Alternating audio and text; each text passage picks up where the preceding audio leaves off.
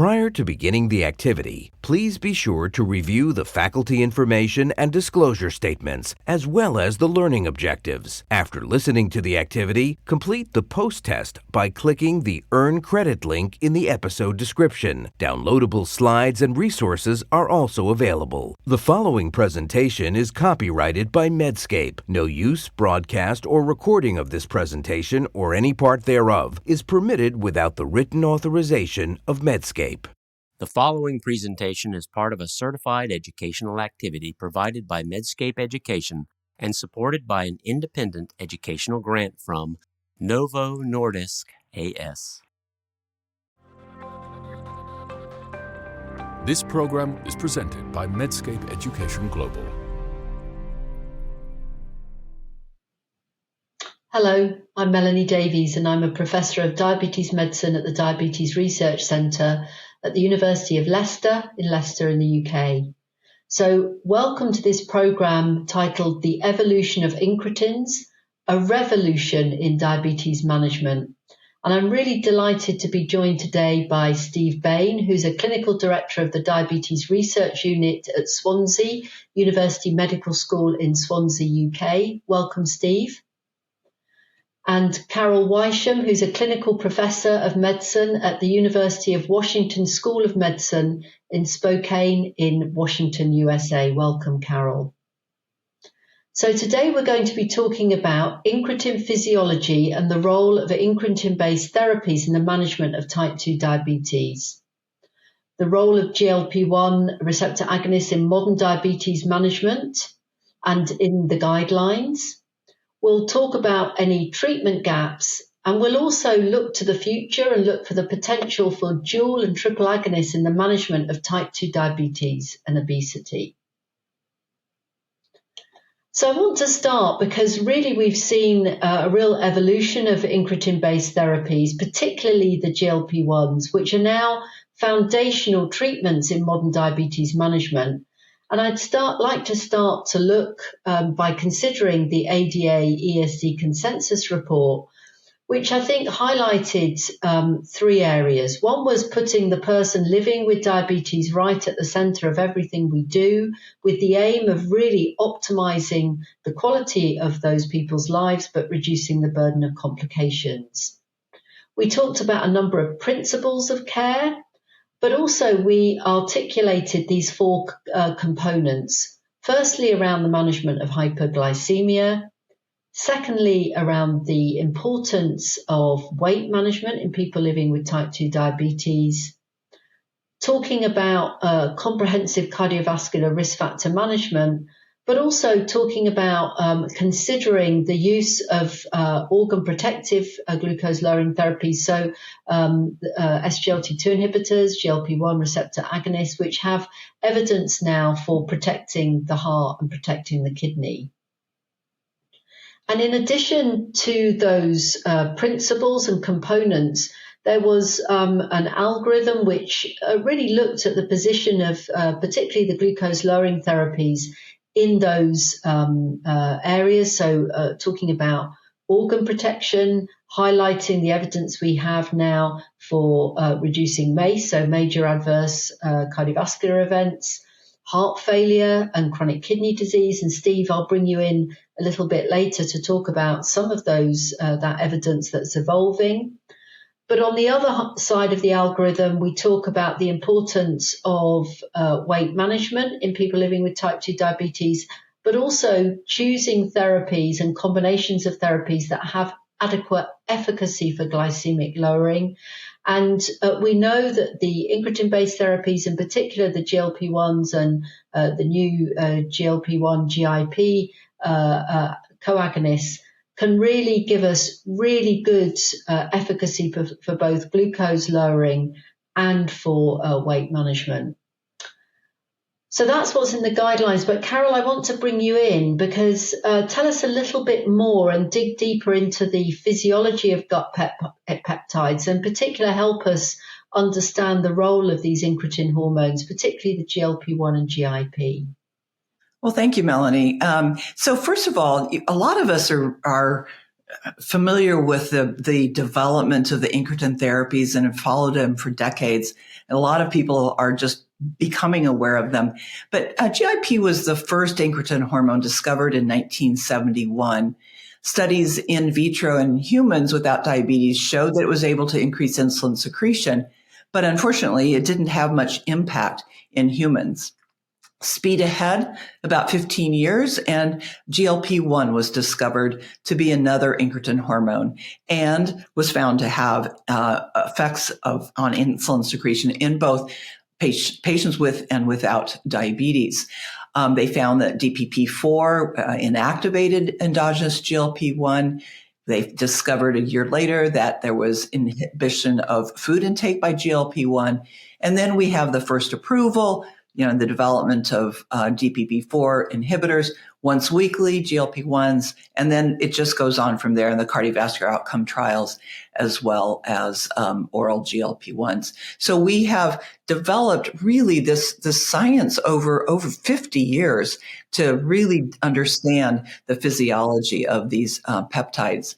So just in general, when a person eats, their gut it secretes two incretin hormones, GLP-1 and GIP, which are quickly inactivated by the DPP-4 inhibitor. But as these circulate, there is an effect on the pancreas to increase the insulin secretion. And as far as GLP-1 is concerned, a decrease in glucagon secretion. And this leads to improvement in glucose level by increasing the glucose uptake by the muscle, as well as decreasing glucose production.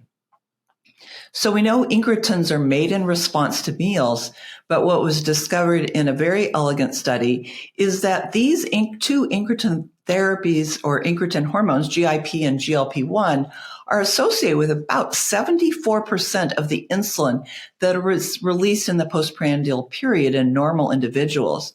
So the incoming glucose itself is only responsible for about 26% of the insulin that appears after meals. And as Steve is going to discuss, we know that the incretin therapies and hormones are less effective in patients with diabetes, and therefore that explains why we see such a postprandial rise in glucose levels in our patients with type 2 diabetes. Now, it is important to understand that there's a difference between physiologic and pharmacologic actions of GLP-1. So in a normal individual, when GLP-1 is secreted by the gut, it is actually inducing a communication between the gut, the liver, and the brain. And it has impacts on increasing insulin secretion, decreasing glucagon, as well as impacting the brain to a slight extent for appetite regulation.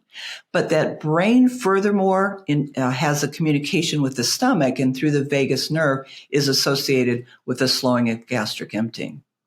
When you give pharmacologic doses of GLP-1, that you lose that gut-brain interaction, but rely more heavily on direct action of GLP-1 on the brain with more substantial reduction in appetite, weight loss, still having an effect through the brain on the gastric emptying, as well as the direct effect on pancreatic insulin secretion.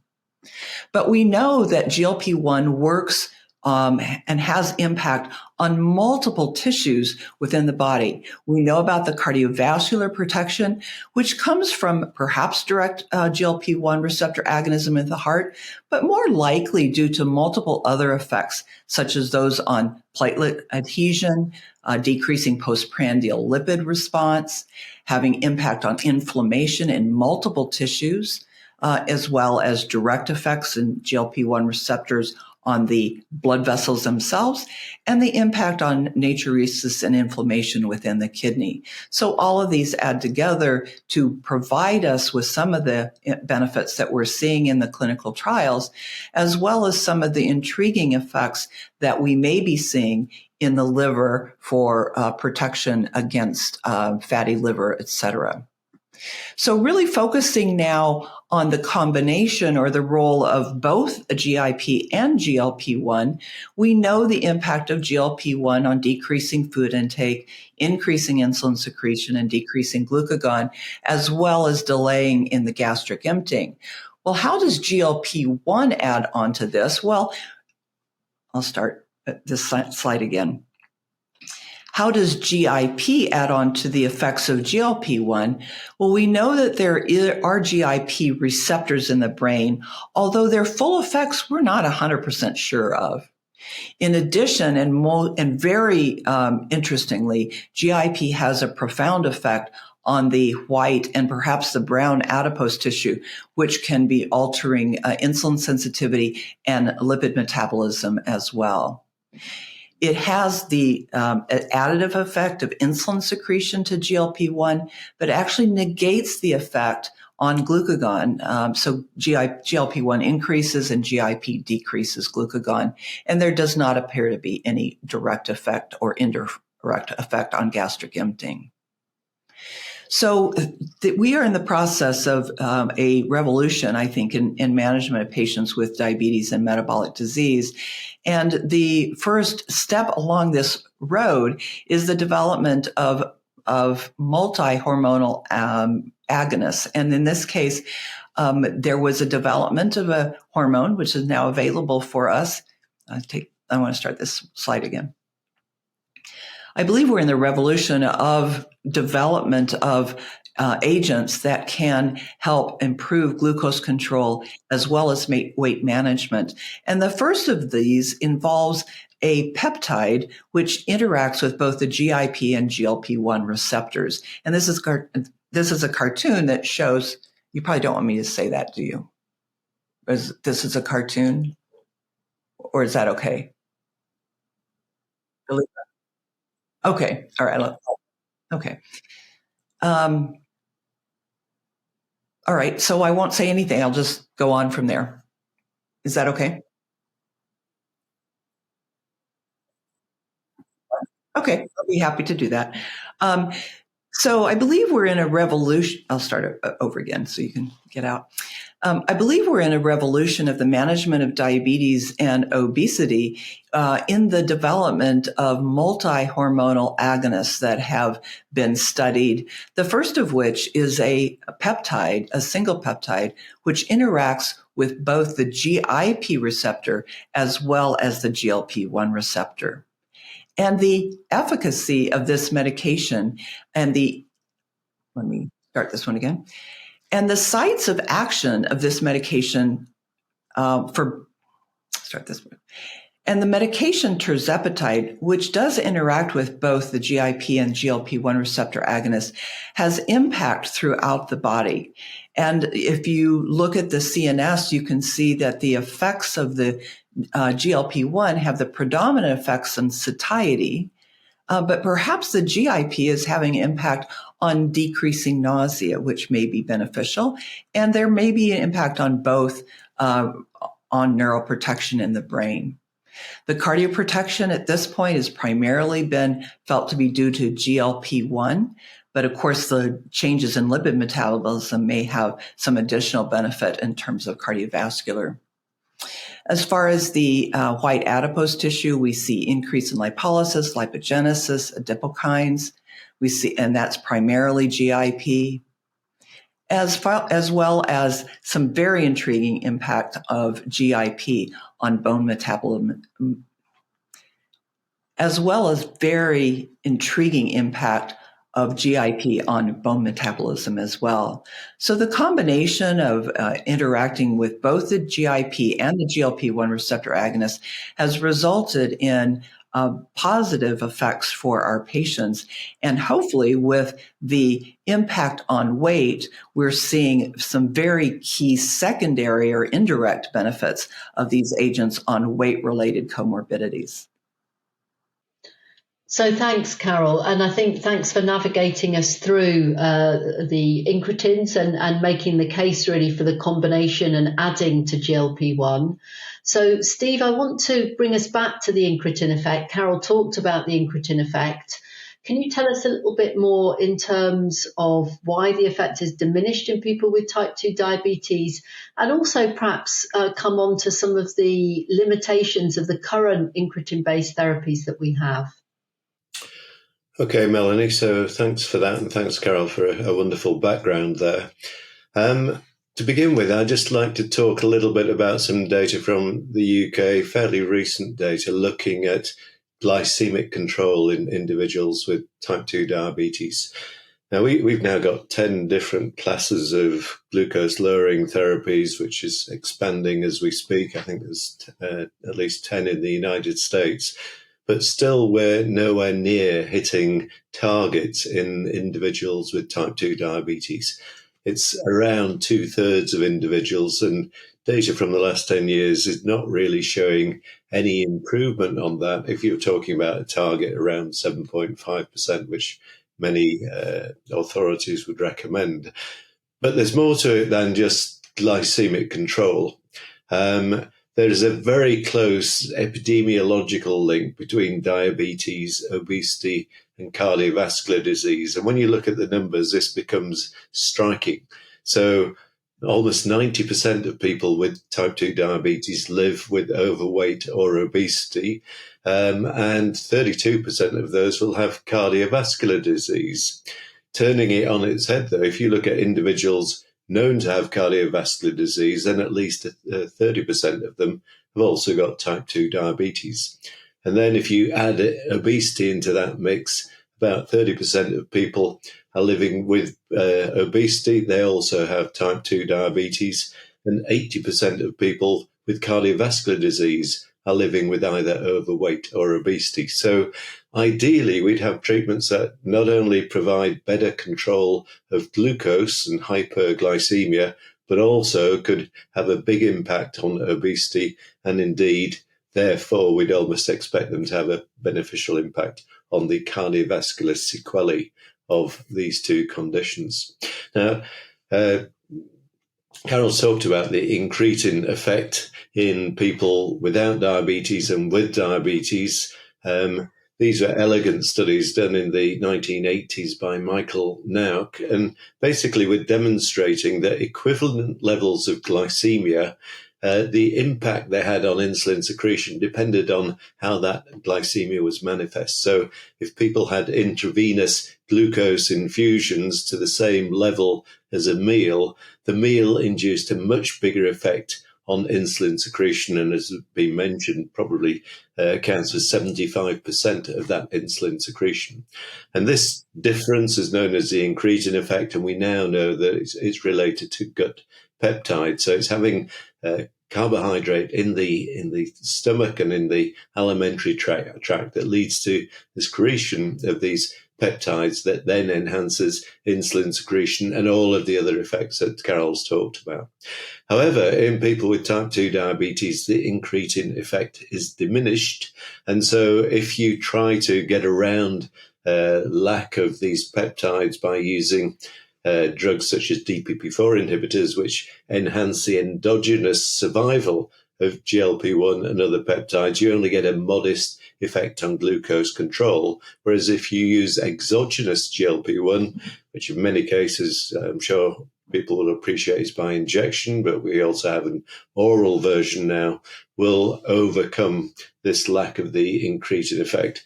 Quite what it's due to, I think, is still unknown, and indeed there may even be a degree of incretin resistance as part of the situation in type 2 diabetes. Having said that, these incretin-based therapies, and certainly GLP-1 on its own, is not sufficient to overcome all the things that we'd like to alter. So there are non-responders to GLP-1s. Interestingly, in the recently published article looking at GLP-1 receptor agonism in people who are younger, so the STEP-TEEN program using high-dose semaglutide 2.4 milligrams per week, 27% of those individuals in the study didn't hit a 5% loss of body mass, which I think many patients would see as a fairly minimal change in weight, and as far as the regulatory authorities are concerned, would not be regarded as an anti-obesity or a weight management drug. And even with tirzepatide in the SURMOUNT-1 trial, nearly 10% of people on the highest dose of tirzepatide didn't hit that 5% weight loss. So non-responders, quite what's going on there, we still don't know. There's a presumption that there may be some genetic influences, but these have yet to be teased out. In terms of the cardiovascular events that have been looked at in great deal in the cardiovascular outcome trials, I think it's worth pointing out that there's events that have been significantly improved or reduced are composite events. So it's a composite of non-fatal MI, non-fatal stroke, and cardiovascular death. And the trials have not really been big enough to individually tease these things out, although there is a suggestion that there are differences, certainly between classes of glucose-lowering drugs. So, for example, the SGLT2 inhibitors generally don't show a major impact on stroke outcomes, whereas the GLP-1 receptor agonists definitely do. And this seems to be a result that's common to all of the GLP-1s. In terms of kidney outcomes, for many years, the kidney benefit of GLP-1 receptor agonists was largely on proteinuria related surrogate endpoints, but at last we're beginning to get hard endpoint data, especially from the FLOW trial, which was examining the use of semaglutide. So it does look like this class of agents do have a true benefit on kidney outcomes. The issues around another microvascular complication of diabetes, namely retinopathy, is still a little bit up in the air. People will recall that in the SUSTAIN-6 trial, there was a significant increase in adverse events relating to retinopathy. This did cause concern, although I am certainly convinced that this is at least partly related to the rapid lowering of glucose in people with established retinopathy, a phenomenon of early worsening of retinopathy that's been recognized for, I would guess, at least 35 years, especially in the context of pregnancy. But we will get endpoint data related to the eyes from the FOCUS study, which is already underway and is expected to report in 2 to 3 years' time. In terms of using combinations of GLP-1 with receptor agonism with other incretin agents, such as GIP, which Carol has mentioned, but also glucagon, there are opportunities for improved outcomes. So additional obesity reduction, additional reduction in HbA1c and glycemic control, perhaps even better protection of the heart and the kidneys, but also other organs are beginning to be the focus of attention, especially liver disease, which Carl mentioned the impact on fatty liver disease, and it appears that these agents do have a beneficial impact on the so-called metabolic associated liver problems.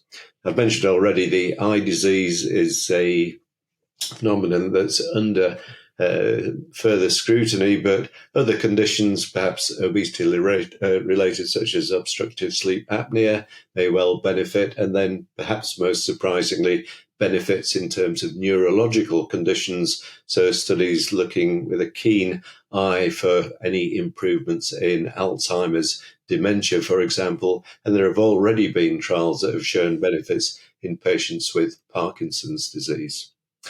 There are up-and-coming agents that we are already involved in trials of.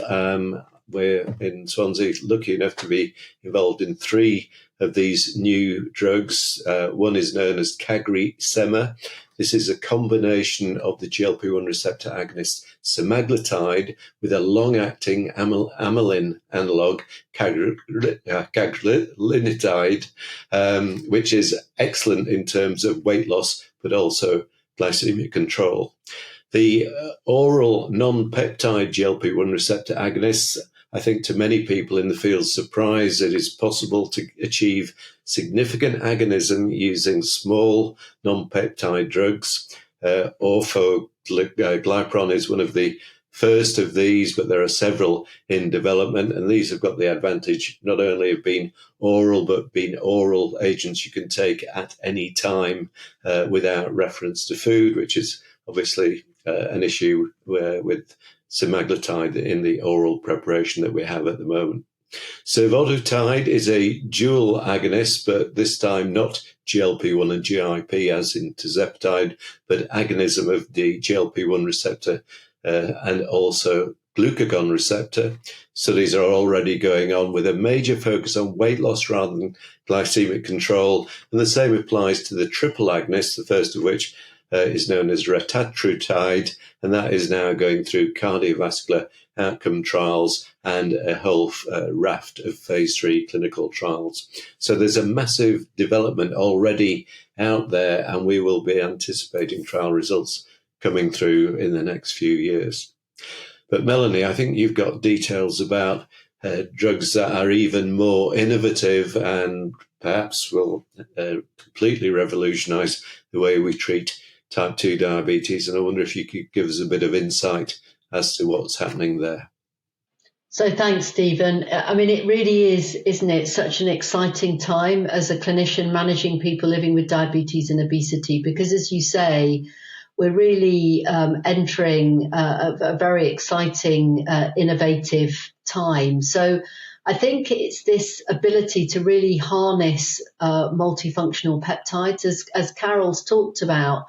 We have the sort of backbone of GLP-1, but I think people are now realizing that if we harness, for example, glucagon, GIP, and other gut hormones, we can really target and get better efficacy in terms of weight loss. And it's almost a little bit like building Lego. So if you look at peptide technology, the possible combinations of these peptides and intelligent assembly of different modules can really improve the efficacy, improve the PK properties, and really allow us to target some of the obesity-related comorbidities that we're seeing. And there has been now for really over a decade, really exciting studies in animal studies where they've looked at the combination of some of these dual and triple agonists. And if you just even look at just GLP-1, GIP, and glucagon, if you look at the performance of the triple agonist in terms of body weight and glucose, what's possible with the triple agonists outperforms even what we see with some of the dual agonists. Now, Steve, you mentioned some of the targets, and we've talked about GIP, we've talked about glucagon, you mentioned amylin, and also PYY, and almost the combinations of these different hormones and targeting these different hormones together can really help us to develop personalized therapy. So if we look at a number of these agents, such as glucagon and amylin, will allow us to increase energy expenditure. If we look in terms of the central effect, we've already heard from Carol around the impact of GLP-1 and GIP in terms of its ability to reduce nausea, but also glucagon and amylin can certainly also have an effect on reducing appetite, reducing food intake, and therefore maximizing weight loss. We've heard and we've seen outcome data now in terms of cardioprotection with GLP-1, and we wait to see what we'll see with some of these other agents that target, for example, glucagon and GIP. If we look, interestingly, at other organs, if we look particularly at the liver, and I think you mentioned this, Stephen, I think Carol mentioned it as well, that if we really want to impact on metabolic associated fatty liver disease, then glucagon is the area that seems to have the most exciting mechanisms, and therefore agents which target glucagon are really looking at the impact on the liver. But interestingly, in terms of the kidneys, it seems to be GLP-1 that may have a benefit there. And as you mentioned, Steve, we've seen the FLOW trial coming through. So I think we can think about how the gut hormones impact on different individual organs. And if we look at thinking about GLP-1 as the backbone for many of these, you've talked about the innovation there in GLP-1 receptor agonists. We've got studies ongoing with higher doses of the agents that we already have. We have the oral agents coming through, a number of them, some of which you've already mentioned. We also have the GLP-1 GIP co-agonist. So tirzepatide is the first of these, but there's a number of other in development. And actually, it becomes really interesting because there's not only GIP agonists, there are combinations with GIP antagonists coming through. And of course, also the combination of GLP-1 with glucagon, a number of agents in that space. And as you know, and you mentioned, Steve, the triple agonists coming through. So GIP, GLP-1, glucagon. Also, you mentioned amylin, and there are agents that target just amylin agonists, but also combination of these agents with GLP-1. And you mentioned CagriSema, which is already in phase 3, and also PYY, so PYY agonists and also combinations with GLP-1. So really, there are literally tens, if not up to 100 of these new molecules, either in phase 1, phase 2, phase 3. And we recently published an overview of the agents coming through in terms of people living with and without type 2 diabetes, in terms of what is in phase 2 and what's already in phase 3. And, there are a number of agents you've talked about, tirzepatide in the SURMOUNT trials. And in those trials, we're seeing, in people without type 2 diabetes, in excess of mean weight loss of more than 20%. But also when we look at the other agents coming through, orforglipron, survodutide, a number of retatrutide as well, and CagriSema, we're seeing mean weight losses now really well into double digits. I mean, when you look at the phase 2 trials, it's really important these are not head-to-head studies, and in all of the trials, we need to look at the duration of action. Not the duration of action, the duration of the intervention. Some of these studies may be relatively short, only sort of 24 to 26 weeks. Others have a longer duration of action. And if we just look at the phase 2 and phase 3 trials in people living with diabetes, we see A1C reductions of over 2% in many of these studies. So what's possible with these new agents coming through, both in terms of glycemic efficacy, but also the ability to target weight loss, but also through the mechanism of action, target some of the comorbidities that we see in people living with obesity. It's really absolutely exciting. So just to summarize what we've discussed, I think we've had a really fruitful discussion and an overview of how we understand the incretin actions, but also how we can harness those actions and how that has transformed into therapeutic solutions, which have already, I think, changed how we manage people in the clinic, but in the next couple of years are really going to transform what's possible. GLP-1 receptor agonist therapy is now firmly integrated into clinical management guidelines. However, Steve, you highlighted that there's still some unmet needs that we need to continue to address. And we've touched on what will be possible and what's going to come out over the next couple of years in terms of really targeting enteropancreatic molecules and hormone actions that are really going to hopefully address some of the unmet needs, Steve, that you highlighted. So I'd like to thank you, Carol and Steve, for this great interaction and great discussion that we've had with this really in this really exciting area. And I'd like to thank the audience for participating in this activity. Please continue on to answer the questions that follow and complete the evaluation. And thank you very much.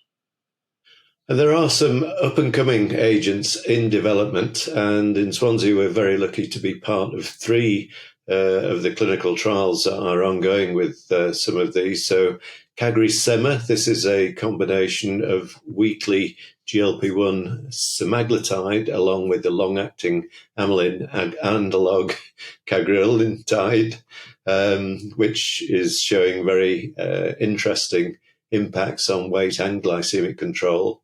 There are also the oral non-peptide GLP-1 receptor agonists. So these are small molecules, of which orforglipron is one of the early developed agents in this class.